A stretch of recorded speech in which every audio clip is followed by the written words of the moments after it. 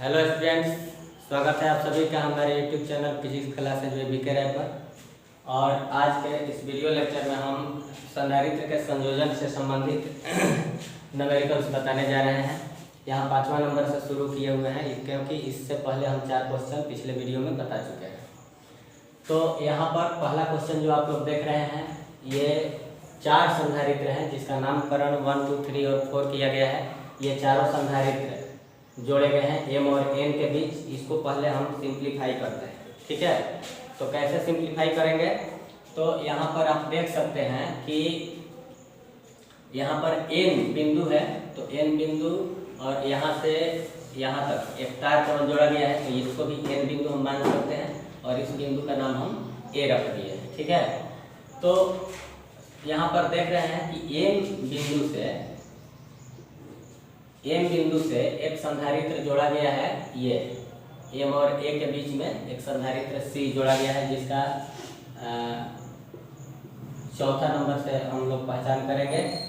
तो ये सी हो गया एम और ए बिंदु के बीच, और ए बिंदु और एम बिंदु के बीच संधारित्र 2 जुड़ा हुआ है और ए बिंदु और एन बिंदु के बीच 3 भी जुड़ा हुआ है। मतलब ए से 2 संधारित्र जुड़े हुए हैं। एक हो गया संधारित्र 2 और एक हो गया संधारित्र 3, ठीक है।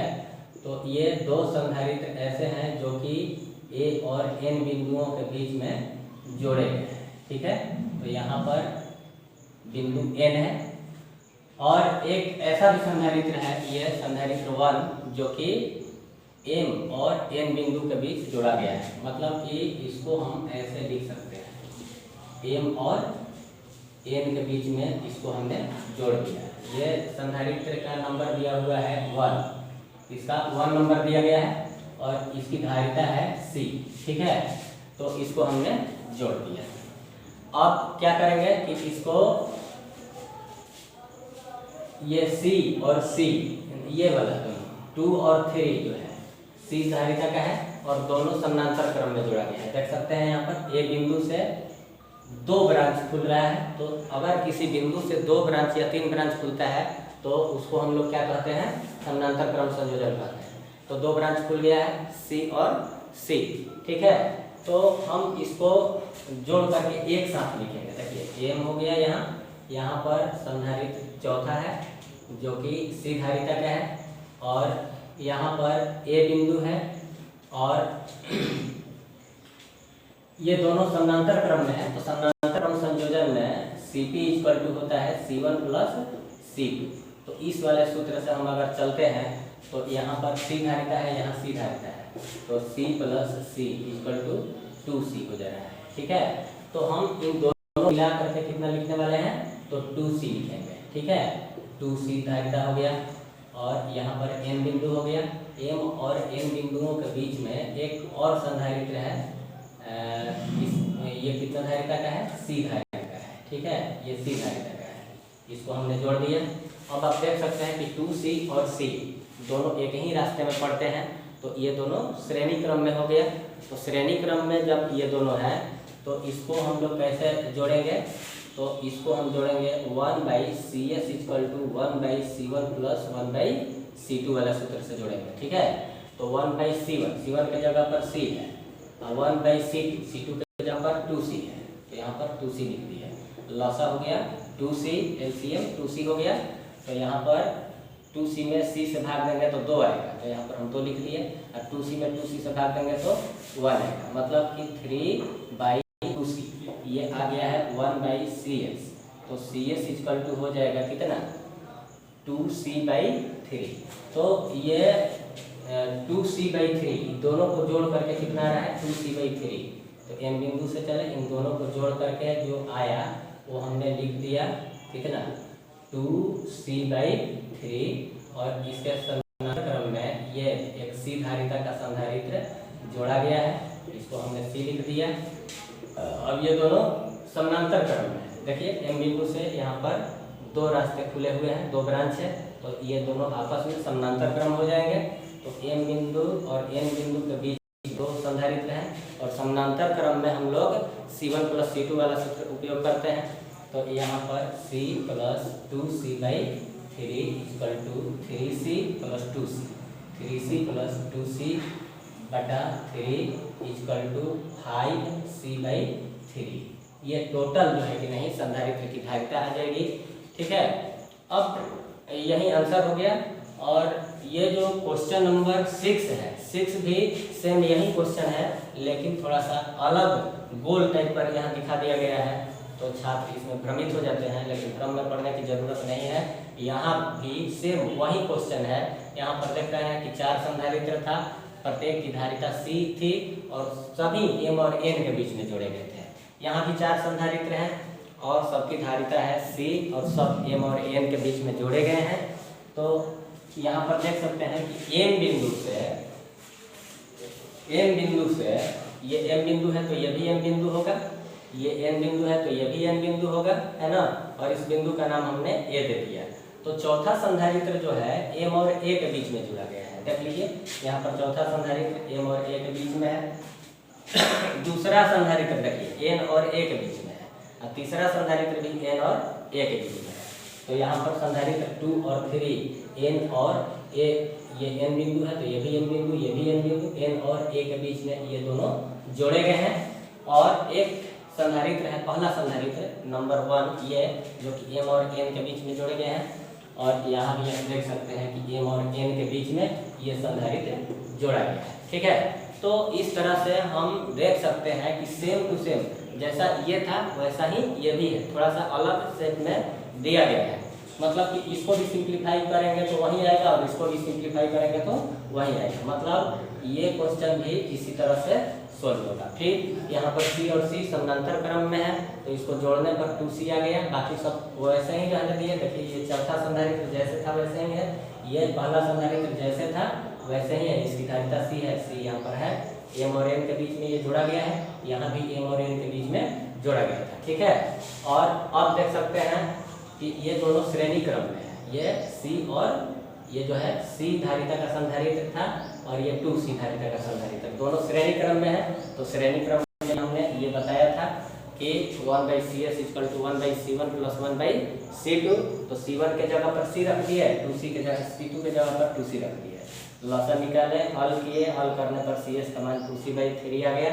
तो हम यहाँ दोनों को मिला करके 2C/3 लिख दिए और ये संधारित्र जैसे था वैसे ही छोड़ दिए। अब ये दोनों समानांतर क्रम में है, तो समानांतर क्रम में तो सीधा सीधा संधारित्र को जोड़ते हैं। तो जोड़ने के लिए हमने क्या किया कि C + 2C/3। तो यहाँ पर कितना हो गया 3C, देखिए यहाँ पर 3C लिख दिए प्लस 2C/3 मतलब 5C/3, ये आंसर हो गया। मतलब ये दोनों प्रश्न का एक ही आंसर हो गया। और अब हम लोग इस 7वां प्रश्न को सोल्व करेंगे जो कि बोर्ड में आया भी हुआ है पहले।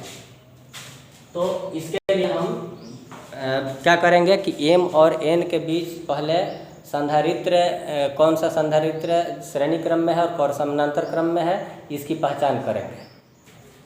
तो इस 7वां प्रश्न में आप लोग देख सकते हैं कि M और A बिंदु के बीच में एक 4 माइक्रोफैराड का संधारित्र जोड़ा गया है, जिसको हम नंबर 1 से यहाँ पर लिखे हुए हैं।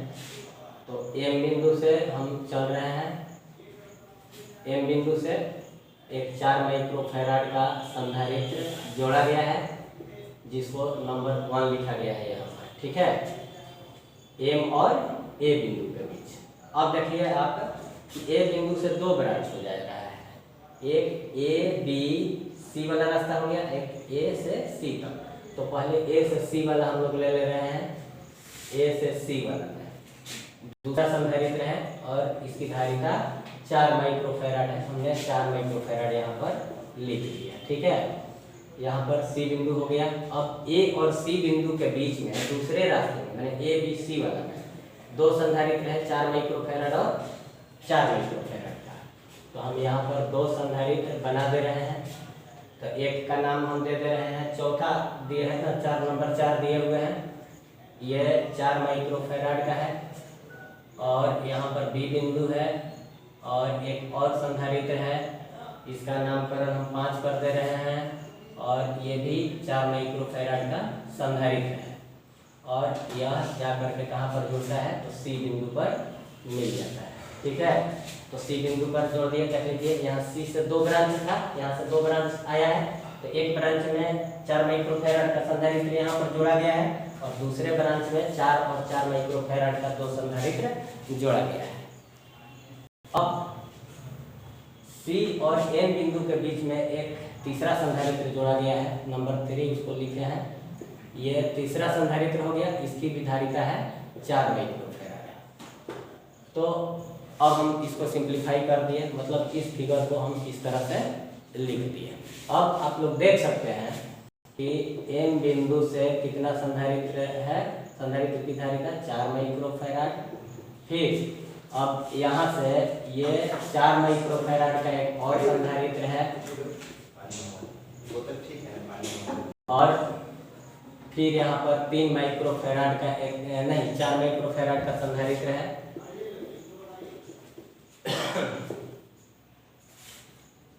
तो देख सकते हैं ये 4 माइक्रोफैराड 4 माइक्रोफैराड 4 माइक्रोफैराड और बीच वाला जो 4 माइक्रोफैराड का संधारित्र है, इसके समानांतर क्रम में ये दोनों 4 माइक्रोफैराड का संधारित्र जोड़े गए हैं श्रेणी क्रम में। तो श्रेणी क्रम में कैसे जोड़ते हैं, C/N, ठीक है।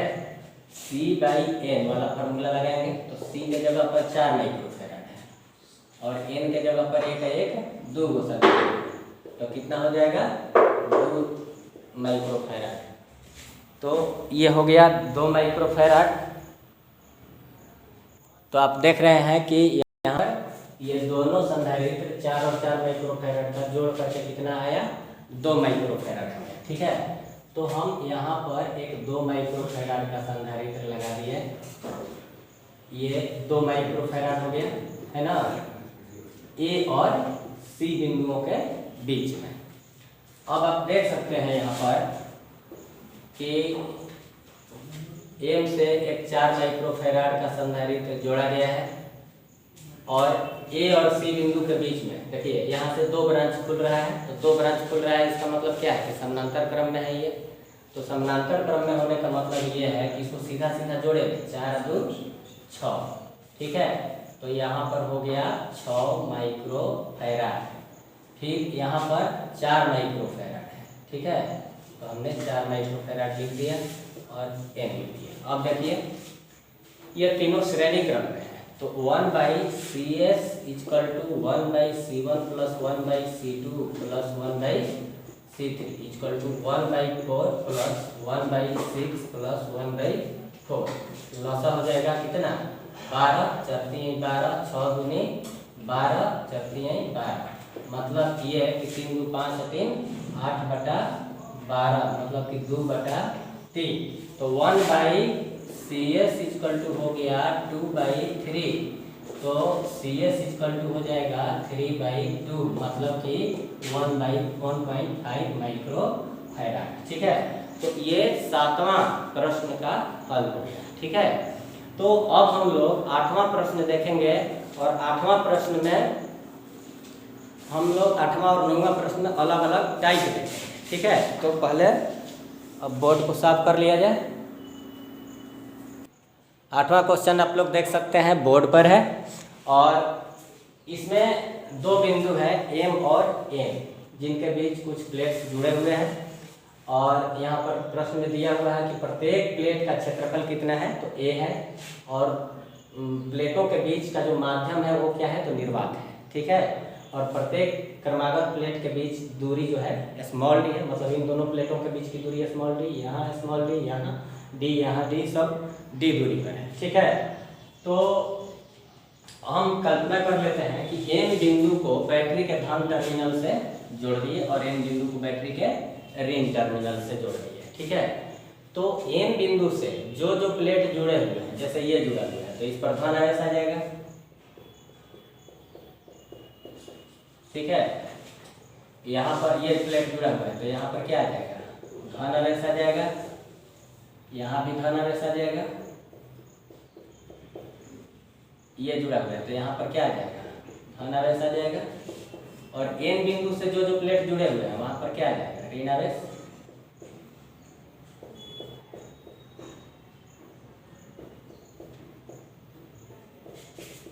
हो गया, ऋण आवेश आ गया।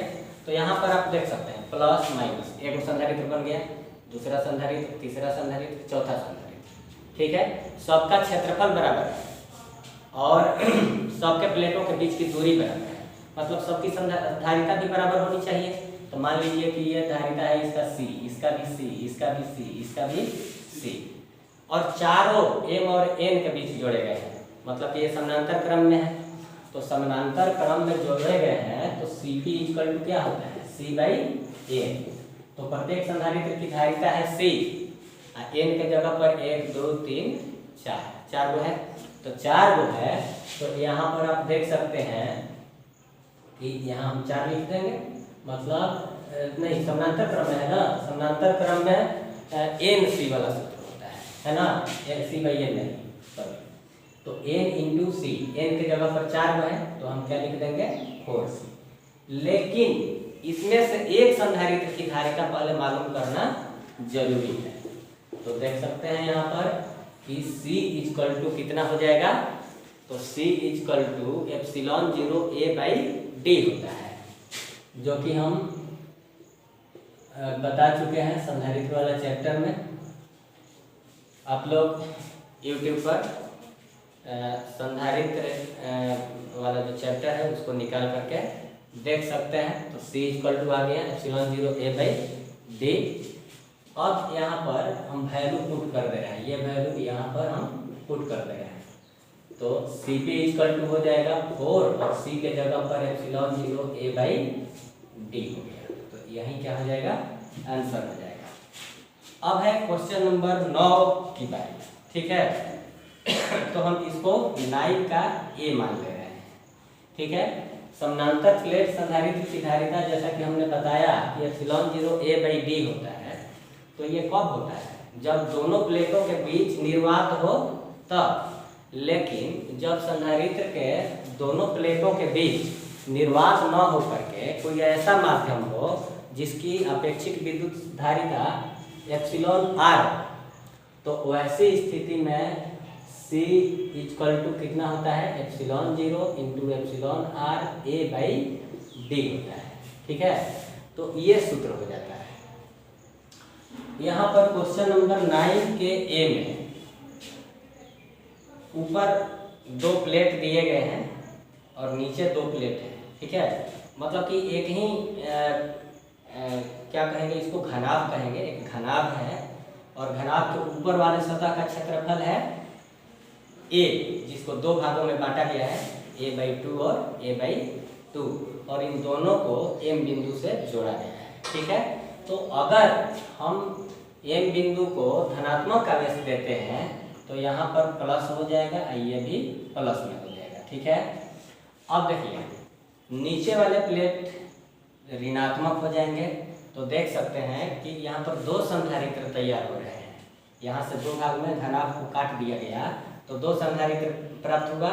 प्रत्येक का दोनों का धन प्लेट M बिंदु पर और ऋण प्लेट N बिंदु पर जोड़ा गया है। इसका अर्थ ये होगा कि ये दोनों कैसे हैं, समानांतर क्रम संयोजन में जोड़े गए। ठीक है, तो ये दोनों समानांतर क्रम संयोजन में है। ठीक है, तो हम A का धारिता पहले निकालते हैं। तो C इक्वल टू कितना होता है, ε0 εr के जगह पर ε1 दिया हुआ है तो हम 1 दे दिए। A/D, A के जगह पर कितना है, A/2। ठीक है, बाई D, तो ये जो दूरी है दोनों प्लेटों के बीच ये है D। ठीक है, तो हम D लिख दिए। तो ये आ गया ε0 ε1 A/2D। ठीक है, और दूसरे संधारित्र की धारिता कितनी है, C2 इक्वल टू ε0 ε2 A/2D। ठीक है ना, तो इस तरह की धारिता है, मतलब C1 और C2, और दोनों समानांतर क्रम में जोड़े गए हैं, है ना। तो समानांतर क्रम में जोड़ने के लिए क्या करते हैं, C1 प्लस C2। तो C इक्वल टू कितना हो जाएगा, Cp equal to C1 plus C2। दोनों का मान रख देते हैं, ε0 ε1 A/2D और ε0 ε2 A/2D। ठीक है। तो यहाँ पर आप देख सकते हैं कि कॉमन कितना निकल जाएगा, तो एप्सिलॉन 0 कॉमन निकल जाएगा, ए भी कॉमन निकल जाएगा। चलिए, तो ए भी कॉमन निकाल लिए, 2d भी कॉमन निकल जाएगा, अब बाकी बीच में क्या बच गया, एप्सिलॉन 1 प्लस एप्सिलॉन 2, ठीक है। तो ये बच गया, ये हो गई धारिता दोनों की, मतलब ये आंसर हो गया। लेकिन हम अब यहाँ से थोड़ा सा आगे बढ़ेंगे। प्रश्न ये भी पूछ सकता है कि जो भी तुल्य धारिता प्राप्त हुई उसके बीच जो माध्यम है उस माध्यम की परिणामी अपेक्षित विद्युतशीलता कितनी है, ठीक है। यहाँ पर एक की अपेक्षित विद्युतशीलता एप्सिलॉन 1 है, दूसरा का एप्सिलॉन 2 है। तो दोनों मिला करके परिणामी विद्युत धारिता अपेक्षित परिणामी अपेक्षित विद्युतशीलता कितनी होगी, ये भी पूछा जा सकता है, ठीक है।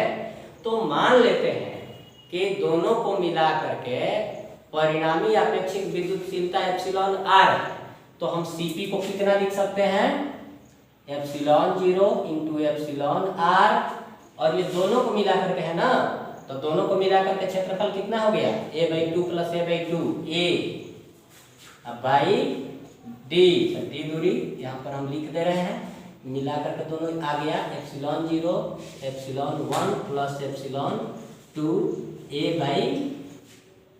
कितना 2d, ठीक है ना। देखिए Cp को हम इतना लिख सकते हैं और इसको हम डायरेक्ट यहाँ पर लिख दिए, तो जो कटने लायक है कटा दीजिए, ये कट गया, dd कट गया।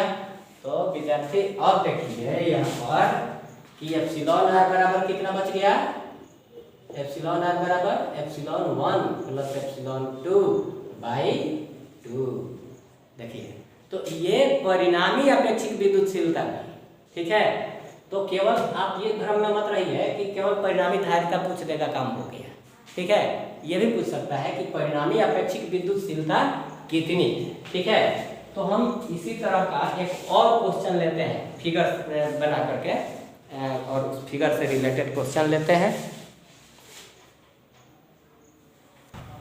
प्रश्न संख्या 9 का बी देख सकते हैं। यहाँ पर भी एक घनाभ है और घनाभ को दो भागों में बांटा गया है, ठीक है। ऊपर वाले सतह को धन आवेश दिया गया है और नीचे वाले सतह को ऋण आवेश दिया गया है, ठीक है। और घनाभ के दोनों समानांतर सतहों के बीच d दूरी था, तो बीच से दो भागों में बांटा गया है, तो d/2 और d/2 हो गया। आधे भाग में एप्सिलॉन 1 अपेक्षित विद्युतशीलता का माध्यम और आधे भाग में एप्सिलॉन 2 अपेक्षित विद्युतशीलता का माध्यम भरा गया है ना। तो हम बारी बारी से पहले इनकी धारिता मालूम कर ले रहे हैं। C1 equal to epsilon 0 into epsilon 1 a by कितना, तो d/2, तो d/2 हमने रख दिया, तो हो जाएगा 2 एप्सिलॉन 0 इंटू एप्सिलॉन 1 a/d, ठीक है। इसी तरह से दूसरे का निकालेंगे तो C2 इक्वल टू आ जाएगा 2 एप्सिलॉन 0 इंटू एप्सिलॉन 2 a/d, ठीक है। तो ये दो संधारित्र हैं और उनकी धारिता इस प्रकार से है। अब आप देखिए ये धन प्लेट है, तो यहाँ पर धन, तो प्रेरण के चलते यहाँ पर ऋण पैदा हो जाएगा, यहाँ पर ऋण, तो यहाँ पर प्रेरण के चलते धन पैदा हो जाएगा, और यहाँ पर धन तो यहाँ पर ऋण, मतलब ऋण तो यहाँ जोड़ा ही गया है, ठीक है। तो यहाँ पर देख सकते हैं कि ये एक संधारित्र का ऋण प्लेट दूसरे के धन प्लेट से जोड़ा गया है, मतलब ये श्रेणी क्रम है। और श्रेणी क्रम में हम लोग 1/CS equal to 1/C1 plus 1/C2 का यूज करते हैं, और केवल दो ही संधारित्र हो अगर, तो इसको हल करने पर कितना आता है, तो CS equal to C1 C2/C1 plus C2 आता है। तो हम इसको लिख रहे हैं CS equal to C1 C2, तो C1 के जगह पर कितना, 2 epsilon 0 into epsilon 1 a/d, C2 के जगह पर 2 epsilon 0 into epsilon 2 a/d by C1 plus C2। तो देखिए यहाँ पर C1 के जगह पर 2 epsilon 0 into epsilon 1 a by D plus 2 epsilon 0 epsilon 2 a by D, यही ना। तो ये हो गया हम लोगों का सूत्र पर हम बैठा दिए इसको। और आप देख सकते हैं कि 2 epsilon 0 into epsilon 1 a by D into 2 epsilon 0 into, थोड़ा सा और इधर लिखते हैं, CS equal to 2 epsilon 0 into epsilon 1 a by D into 2 epsilon 0 into epsilon 2 a by D. इसको बटा में कितना हो जाएगा, तो 2 एप्सिलॉन 0 a और d ये तो कॉमन है, ठीक है। तो जो बच गया वो है इसमें एप्सिलॉन 1 और इसमें बच गया एप्सिलॉन 2, ठीक है। तो अब हम लोग देख सकते हैं यहाँ पर कि 2 epsilon 0 into epsilon 1 a by D into 2 epsilon 0 into epsilon 2 a by D. अब ये पलट जाएगा, तो पलट जाएगा तो d जाएगा ऊपर और नीचे में क्या आ जाएगा, नीचे में आ जाएगा 2 epsilon 0 epsilon 1 plus epsilon 2 into a। तो देख सकते हैं यहाँ पर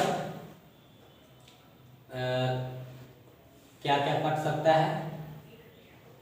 डी से एगो डी कट गया, फिर एप्सिलॉन 0 से एगो एप्सिलॉन 0 कट गया, 2 से एगो 2 कट गया, है ना। ए से एगो ए कट गया और जो बच गया वह है 2 epsilon 0 epsilon 1 epsilon 2 by epsilon 1 plus epsilon 2। ये बच रहा है CS, ठीक है। CS इक्वल टू इतना बच गया है। और अगर हम, ये तो हो गया, आंसर हो गया, ठीक है, आंसर हो गया।